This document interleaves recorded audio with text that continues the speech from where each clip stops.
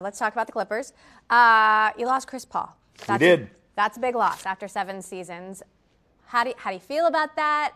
How's the team recovering? We're back, man. We're back. It is. I just got back. I was in Hawaii for our training camp, which was just as exciting a thing as could be for me. We had 2 preseason games. We're going to be really, really, I think, pretty good, darn good. We're going to surprise people. We only have a small nucleus, 4 people returning full-time from last year, 5 people returning full-time from last year.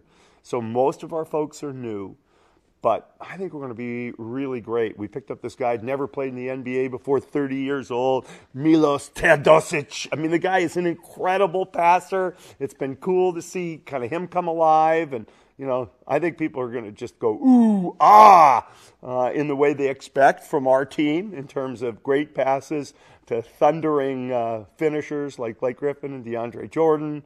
I think we're going to be great. Any hard feelings with Chris? No, I mean, I respect Chris's right to do what he wants to do.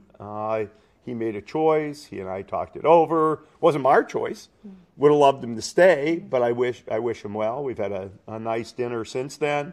I told him I want all the best for him in life, just not when he plays us. Well, on that note, what's your feeling that he may be going to Houston Rockets to create this super team? I mean, what do you think about super teams in general? Should that be allowed? I think in all things, that there needs to be some kind of a balance. Why are there super teams? It's partly because they're owners who want to put them together, like us. We all want to put together the right team. But it's also because players want to play with the group of people they want to play with, and they too are figuring this stuff out. What I think the game needs is enough competition to stay exciting. That is important. That is something we talk about at our league meetings. That is something the commissioner is very focused in on. And I actually think there's a lot more competition in the NBA than people think. There's at the beginning of every year, there's 6, 7 teams that probably have a realistic shot, which I think is pretty good. I know everybody's got kind of warrior going on right now, but we don't. They're a good team. But Cleveland's a good team. We're a good team. Boston's a good team. The Rockets are a good team. The Thunder, the T-Wolves. There are a lot of good teams out there. Huge controversy between the president and the NFL. The NBA has told its players, you have to stand during the national anthem. Do you agree with that? Or do you think players should be able to express themselves on the court? We have a set of rules in the NBA. They're laid out. They're clear, which I think is appropriate. The players can do what they want to do.